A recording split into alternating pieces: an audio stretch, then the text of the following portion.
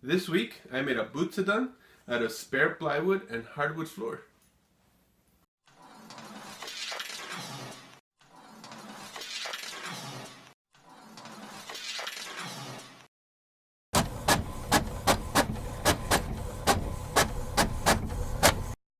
Hey guys, welcome back to the City Aperture channel. My name is Jose, I go by City Aperture, and this week I'm in a different setting.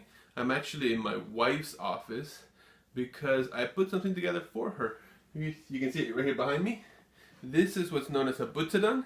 It is for meditating, and I'll put some information up about it. Essentially, it's just a cabinet that holds a scroll, and it's for meditating, like I mentioned.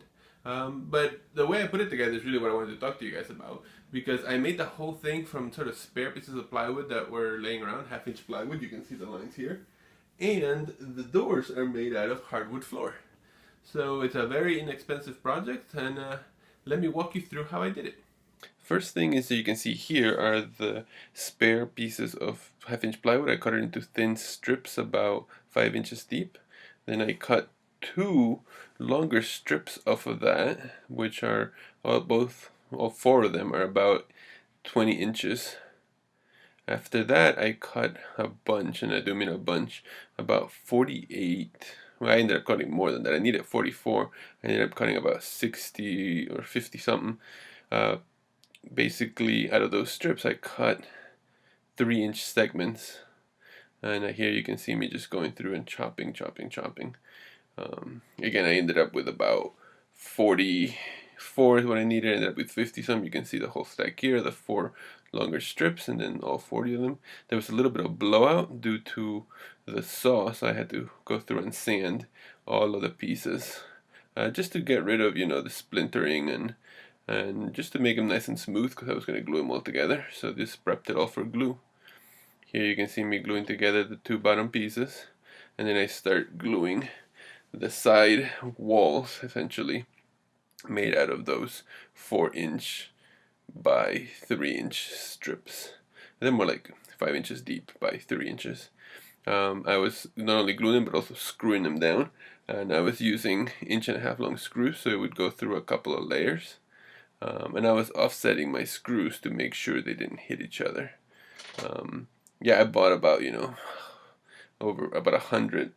I said 1.5 inches, but they were more like inch, so it would make sure to go through the bottom layer below it. The only place I used longer screws were at the bottom, to make sure that the first layer of the side walls went through both of the bottom layers of the Butsudan. And here you can see me stacking all of the strips. It was a long process, but I basically did it in one night. The cats enjoyed it. They were hanging out as I was doing it. And here you see me ending that up. And then the next thing was, even though I was trying to keep them straight as I was gluing them, there was a little bit of difference, so I had to sand it just to make it all flush after that. So this is just me sanding both sides and the front and the back, just to try and make it as flush as possible. I got a nice smooth finish to all the sides and all the front. And then the next thing I went to do was to start making the doors.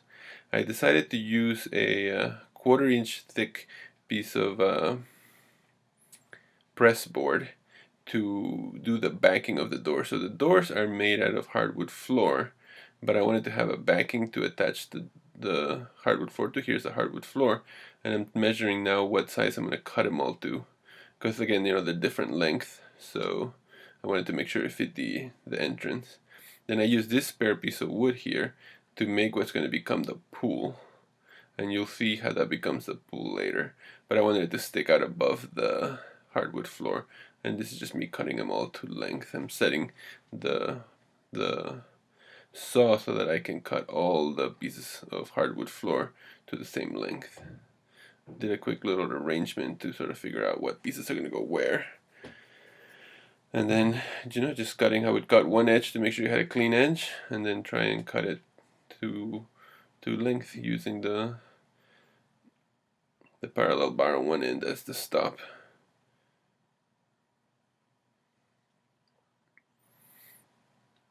once all the pieces were cut to length, I sat on the side for a second and figured out the arrangement that I wanted. You know, sort of here you can see the pieces of wood, and then this is me pre-drilling all the backs of all the pieces of wood, all the hardwood floor that's going to make up the door.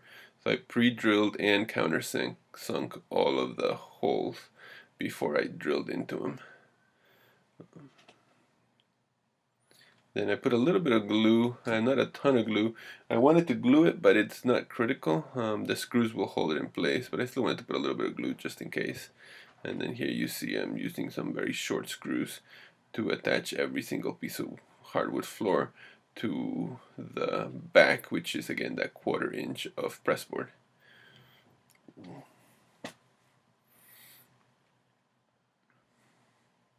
There it is again, putting some glue, and then I'm gonna attach the pieces of wood to each other with the tongue and groove of each hardwood floor. Just a couple of clamps to press them together, then flip it over and screw them in. So I made both doors this way. Now here's where I had made a mistake. I originally was planning on using this copper pipe that I had put through the Butsudan to make it as a pivot hinge, but if you look at a Butsudan, it has this recess in it, and the recess is there to keep light from getting in. I had not accounted for that at the time of designing it, so I decided I'm going to take this out, I'm going to go with regular hinges, and I'm going to make a box to fit inside of the box I have just made. So here I am cutting down some more of that 1/2 inch plywood to make this box. See the Buddhist here in the front, in the foreground, and I'm going to cut down this so another bottom piece and 2 more side pieces to make a box inside of our Butsudan. Here I'm testing the sizing.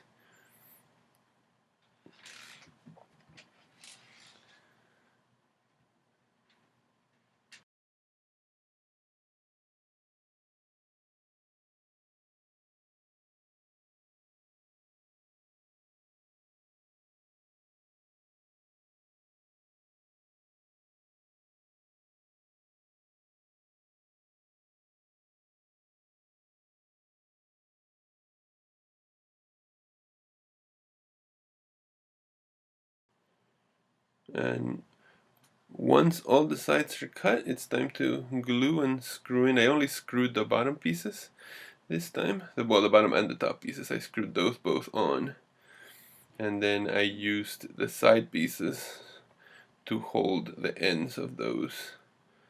Right, here you see there's the box inside the box. And I glued and screwed the sides into the walls I had previously made. So I ended up with this recess for the doors as well as for the back panel. And this ended up working out better because the hinges I got work better with the doors slightly recessed. Here you see me making the holes for the hinges. I had made myself a little jig to make sure I was drilling in the right place and the right holes. Using a Forstner bit to make sure that the holes stay straight. And then it's a matter of, measuring on the Butsudan itself where the center of the doors are going, of the hinges, I'm sorry, are going.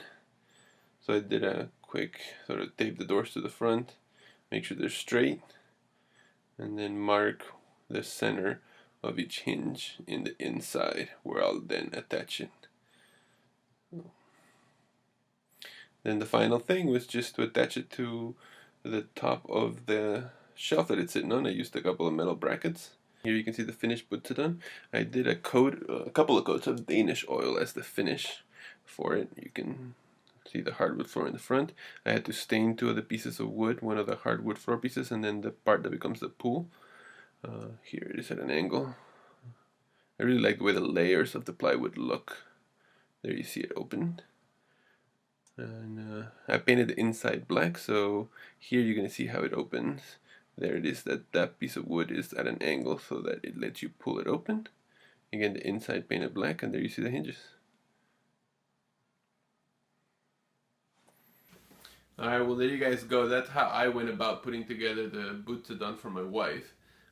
Again, this project cost me virtually nothing because it is spare plywood, hardwood floor. So the amount of plywood I used probably costs $10. The hardwood floor, I actually went to a salvage store and I bought all of the pieces and some more for about $4. The most expensive thing, I guess the only thing that's new as well, are the hinges, which I got from IKEA. And they're cheap hinges that are made for cabinets, for their kitchen cabinets, and they only cost about $6. So yeah, there you guys have it. If you want to put a cabinet together like this, probably about $25 total. So yeah, hope you guys liked it. If you did, hit subscribe, follow the channel, like the video, and I'll see you guys next week, where I'll have some more projects similar to this. If you guys like this project, then maybe you'll enjoy the podcast that I do with my two colleagues, Claudia and Ray. We discuss purpose-driven design, making, and manufacturing. We talk about architecture. We talk about all sorts of making. We have a project of the week. So yeah, please check it out. Again, it's called The Made Podcast. Thanks so much.